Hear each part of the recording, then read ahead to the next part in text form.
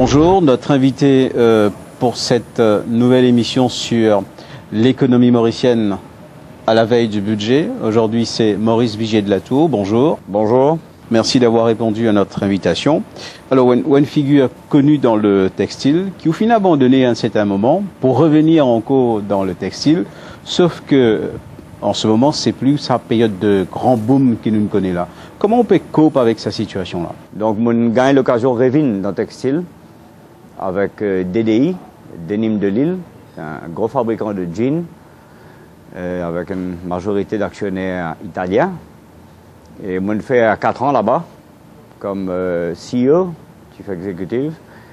Et on bien content de revenir dans l'environnement textile là, et surtout avec un nouveau produit, comme un jean, un denim. Et l'île Maurice, il gagne une niche, il gagne une petite niche. Il fabrique un peu plus que 100 millions, 120 millions de vêtements par an. C'était le grand boom, vous avez raison d'y aller, dans la fin des années 80, la fin des années 90. Quand il y a 80 000 employés dans le textile. 91 000. 91 000. Exactement, 91 000 d'Imoun. Tu peux travailler directement dans le textile en 1991. Et aujourd'hui, c'est autour de 50 000 à peu près. Aujourd'hui, il tombe environ 41 000. Wow. Il y en a 41 000 emplois directs dans le textile. Donc, il résistait très bien à la crise qui nous connaît un peu partout, le ban marché de l'exportation. Il finit bien résister. Il traverse par une période vraiment de crise très grave. Mais ce qui m'a dit tout à l'heure, c'est que l'île Maurice, il trouve un peu sa place. Parce qu'il y a une goutte d'eau dans l'océan du textile mondial. C'est vraiment une petite goutte d'eau. Mais cette goutte d'eau-là, elle est essentielle pour pas mal de grands magasins, pas mal de grandes marques, surtout situées en Europe, situées un petit peu aussi aux États-Unis, et aussi de plus en plus maintenant situées en Afrique du Sud. Bangladesh, qui est devenu aujourd'hui, avec la Chine, un des pays les plus importants producteurs textiles dans le monde. Il y a 35 000 usines dans Bangladesh. Vous connaissez comment il y en a, Maurice? Il y en a 180 usines textiles. Ouais. En Bangladesh, il y en a 35 000. Pas comparable du tout. Ce n'est pas des proportions comparables. Ouais. Alors, il y a aussi aujourd'hui un plus grand intérêt, plus grand regard, même projection sur l'Afrique. Est-ce que c'est une chance qui l'industriel mauricien bien aussi essaye de saisir en ce moment?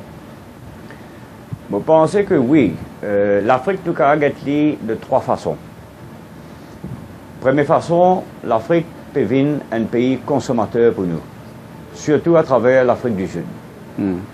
Avec ses 50 millions d'habitants à peu près, le marché sud-africain, avec l'avantage qu'il nous gagne au SADC, il peut devenir plus important que le marché américain.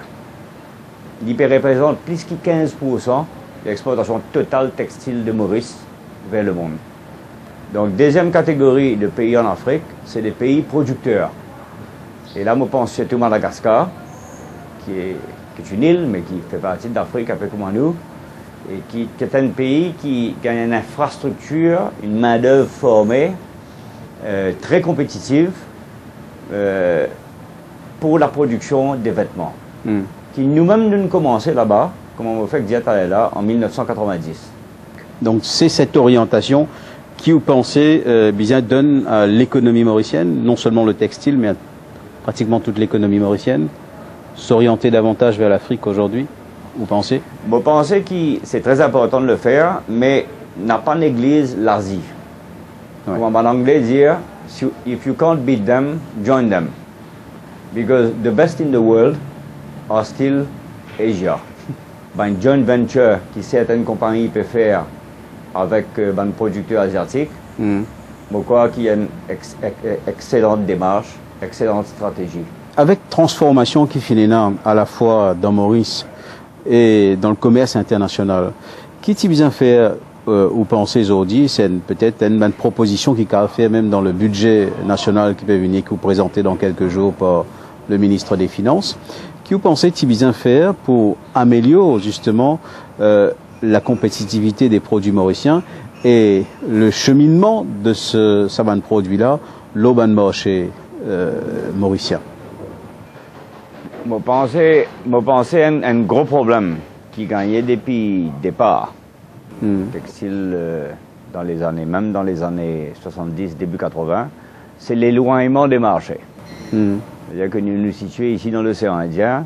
Nos premiers marchés, c'est l'Europe. Donc l'Europe était à nous dire, environ 30 jours de bateau de Maurice. Après, il a amélioré un peu, il vient 25 jours. Et dans les années 80, les années 90, même début des années 2000, il y a une liaison directe.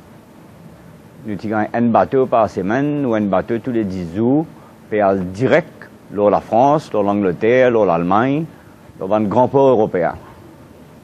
Aujourd'hui, malheureusement, avec problèmes qui gagnent dans le monde, surtout en raison de la Chine, qui ne prend tellement fret, peut-être l'Inde aussi, ma ligne maritime n'est plus mettre bateau direct au Maurice. Ça veut dire aujourd'hui, quand vous exportez ou produit en Europe, vous bien transit par Durban, en Afrique du Sud, ou bien vous transit par Singapour, ou transit par Salalah, à côté du canal de Suez. Il prend beaucoup plus jours, il prend entre plus que 35, il arrive même 40, parfois un bateau prend 50 jours pour sortir Maurice pour aller en Europe. Et ça, un bel problème, un bel handicap. Parce que les clients vous disent, vous avez fait ce qu'on appelle fast fashion. C'est-à-dire, vous allez acheter et recevoir la marchandise très rapidement. L'auban petite pièce, c'est-à-dire l'auban t-shirt, des affaires qui ne pèsent pas lourd. Nous avons fait l'avion. Il ne coûte pas tellement cher, envoyé par avion. D'ailleurs, beaucoup d'entreprises qui font la majorité des autres produits par avion, qui font une petite pièce. Mais qui fait un jean, c'est une cause jean, un jean denim, un pullover, un gros sweatshirt, un parka, une veste, tout ça divisé par bateau. Surtout la pression qui nous a au prix. Donc, ce problème maritime qui nous peut gagner le Maurice, c'est qu'il n'est plus gagné ligne directe entre Maurice et l'Europe, ou Maurice naturellement et les États-Unis. Donc, il y a des affaires qui le gouvernement besoin guetter de très très près.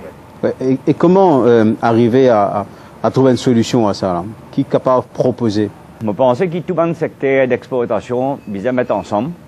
Par exemple, nous payons le textile, mais il ne faut pas oublier que d'ici, peut faire 1000 conteneurs par mois. On peut avoir d'ici en Europe à raison de 1000 conteneurs par mois.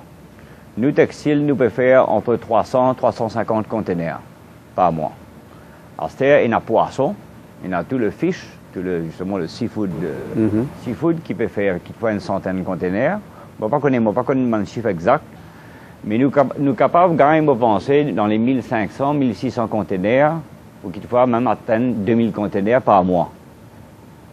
Et à ce moment-là, si vous avez un bateau de taille moyenne, d'une des lignes maritimes, qui le gouvernement a fait un accord avec le secteur privé ici, et ce bateau-là a desservi Maurice, disons, une fois par mois, ou idéalement une fois tous les 15 jours. Parce qu'il est responsable de l'importation dans un grand magasin en Europe. Vous avez une mauvaise sécurité. Vous allez dire que vous pouvez acheter un pullover, un jean, une veste, l'île Maurice, il peut prendre 60 jours. Oui. Des mois, vous à compter avant d'y rentrer dans nos dépôts. Et là, tout de suite, vous allez dire, mais il prend trop longtemps. Nous n'avons pas qu'à travailler avec ce pays-là. Et nous devons faire bien attention à ça. C'est un handicap. C'est un énorme handicap. Énorme handicap. Maurice Vigier de la Tour, merci. Merci.